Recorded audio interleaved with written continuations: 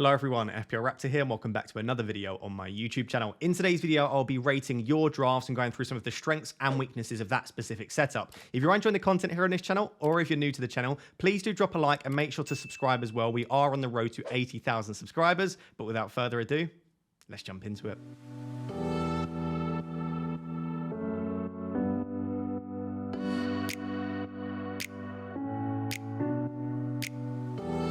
So guys, draft number 1 was sent in by the real Adonyi, and I've called this the SHT draft, and that is not a typo for a very naughty word. That is the Salah, Haaland, and Trent draft. And it was one of only about 2 or 3 out of over 600 drafts sent in to me that had all 3 of those options there. So I wanted to cover it in the video. Throughout the video, most of it will be me giving my opinion, giving the pros and cons. But just to give each team an objective rating, I am using the Fantasy Football Hub My Team rating and the Fantasy Football Hub predicted points as well. If you would like to get your team rated completely free, click the first link in the description. You don't have to pay, you don't have to sign up. You can get your team rated absolutely free. If you do then want to sign up as a paying member, you can get 50% off during pre-season if you use the second link in the description or just use the code FPL Raptor. So definitely check it out. And throughout the video, we're referring back to the AI rating.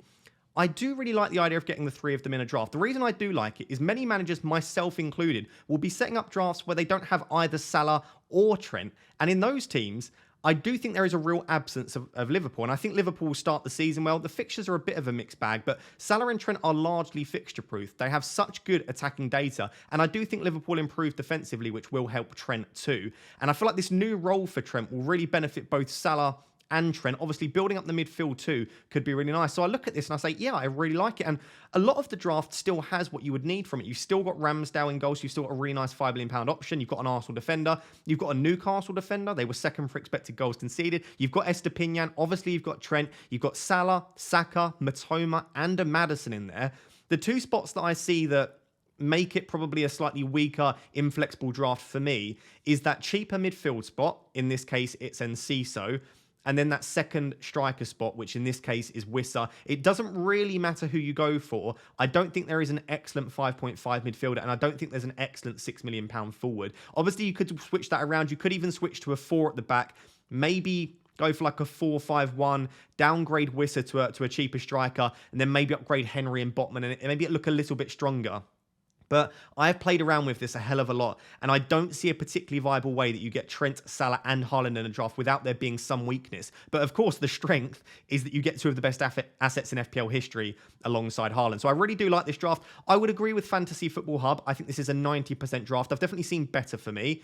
But I like the idea and I like the creativity and I like the fact that you're not just succumbing to herd mentality and groupthink and just getting rid of Trent and Salah because everyone else is. Let me know down below in the comments, does your current draft have either Salah or Trent or potentially both? So draft number 2 was sent in by Jacob, and we're calling this the Pep Roulette draft because it has triple City attack.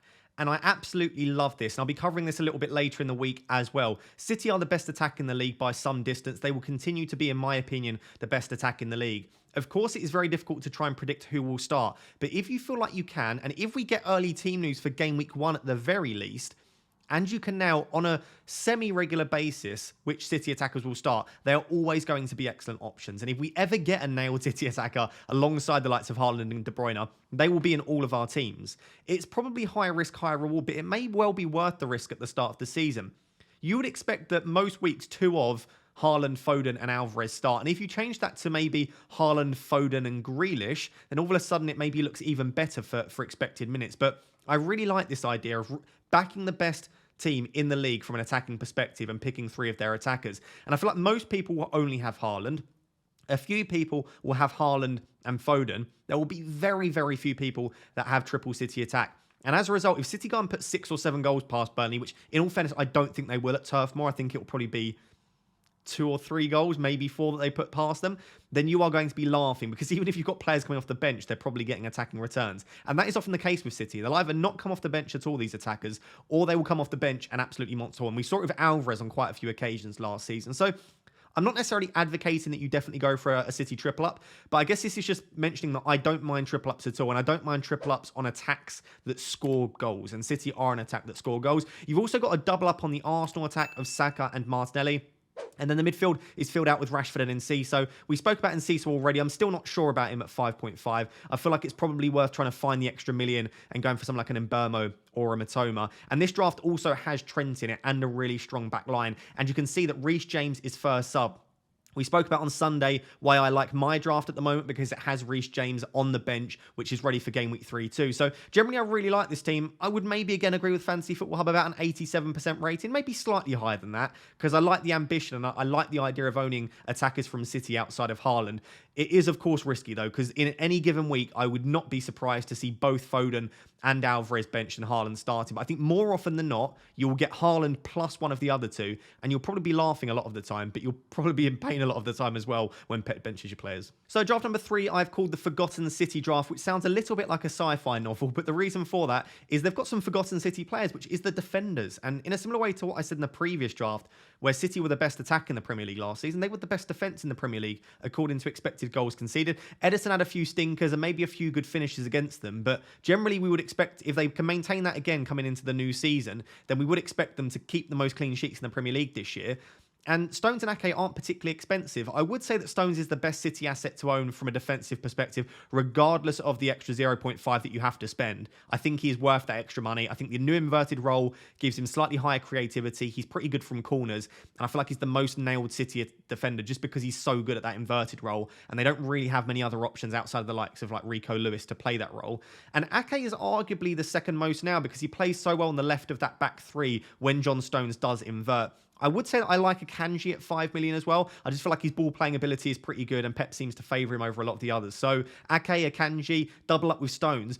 Again, not many people will have a City defender. To have a double City defence, if they come away with a clean sheet against Burnley at Turf Moor and you get maybe 1 or 2 bonus points from one of them, you're looking at maybe 12, 13, 14 points from the 2 of those. I guarantee you're looking at a pretty good green arrow in game week 1 because not many people are going to have any City defenders. So you are going to get pretty much all of those points from those players. You can see here that Fantasy Football Hub loved this draft. This is coming in at a 99% rating and 70.9 predicted points. The rest of the team, there's not much to talk about other than the fact that there is no Saka in this draft. This person has actually opted for Ødegaard, Martinelli, and Jesus, which is the triple Arsenal attack. I do really like it, but for me, if you can have 3 Arsenal attackers, surely Saka has to get in there somewhere. They've also gone for the double Brighton defence in Estepinian and Jason Steele. It is worth noting that I do think Verbruggen will be first choice, but we don't yet know that, and it could well be that Jason Steele stays. You could go for the double up if you wanted to, but that is 4.5 and 4.5, which feels a little bit overkill. So unless we get some information from De Zerbi, maybe not worth taking the risk, but I really like this team. I'm not sure I would give it 99%. Let's say if I were to rate this, I would go 92%, just because I do feel like it's missing an Arsenal defender, a Man United defender, and I'm not that keen on the double up on the Brighton defence. So draft 4 of 6 I've called a 4-5-1.5 because yes, it is a 4-5-1, but the reason I like this 4-5-1 more so than the others that I have seen, and this is probably my favourite 4-5-1 that I have seen, is because it's kind of a 3-5-2 as well, or a 4-4-2. It's very, very fluid and flexible in how you want to play it, because the second forward is actually a £6 million forward. So let's go through the team. Kepa in goal. I don't really mind whichever £5 million goalkeeper you want to go for. I think they're all good. It's a really nice price point. Basically, the best back four you could possibly get. We went through earlier in the week the best defenders. These are, in my opinion, the best defenders. Gabriel, Estepinian, Shaw, and Trent. Arguably, I would say close to the best midfield 5 that you can get: Saka, Martinelli, Matoma, Foden, and Bruno. If you could find a way to get Bruno up to Rashford, which I think you could, I'll explain in a second, I do really like that. And then Haaland as your single striker. And then that 0.5 or that second forward that you can play if you need to is Yoane Wissa, who is in and of his own right an excellent attacker and is a really good option if you had to start him most weeks. I really don't mind him as an option to just rotate off the bench. Maybe when the fixtures are a little bit trickier for the likes of Estepinian and Luke Shaw, you can just rotate Wissa in. Something that I wouldn't mind doing to either give you 0.5 in the bank or to get Bruno up to Rashford is maybe do Wissa down to Morris. I know Morris blanks in game week 2, but he's 5.5 million. He should still be on penalties and he's very, very nailed for Luton. Getting Morris in as your second forward and then allowing you to do Bruno up to Rashford or keep that money in the bank could be really nice. But I just wanted to show you this because I think this is my favourite 4-5-1 just because it also allows you, if Haaland doesn't feature at all, you've got Wissa coming off the bench, or potentially if you do want to rotate Wissa in, you can do so as well. And I think there are some nice rotations in there. So I would actually give it a higher rating than Fantasy Football Hub. I'd give this 95%. I think it's a really, really strong team from FPL Walker. Let's move on to draft number 5. So draft number 5 are called the 3-4-3 for game week 3. There's a lot of threes in there. There's two things I wanted to show you about this draft that I absolutely love. The first is that it's a 3-4-3, and we've not seen many of them, and it's a good 3-4-3 too. And also, it's really got an eye on game week 3, and I absolutely love that because I think this is a fixture swing which a lot of people are ignoring, and I'm not a big fan of it. And it's the reason why in my Sunday draft, by the way, if you've not seen my updated draft, I posted it on Sunday. Do go check that out on my channel. I have 2 Chelsea players, specifically with game week 3 in mind.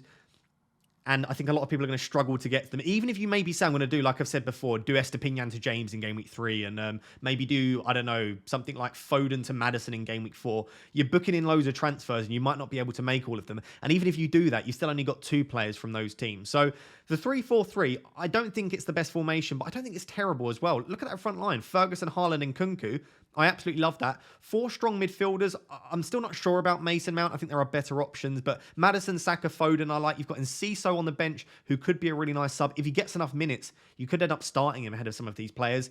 And then Trent, Pedro Porro, Gabriel, and Ramsdale. It's a really strong defence and goalkeeper situation. And like I said, you've got Nkunku, James, Maddison, and Porro.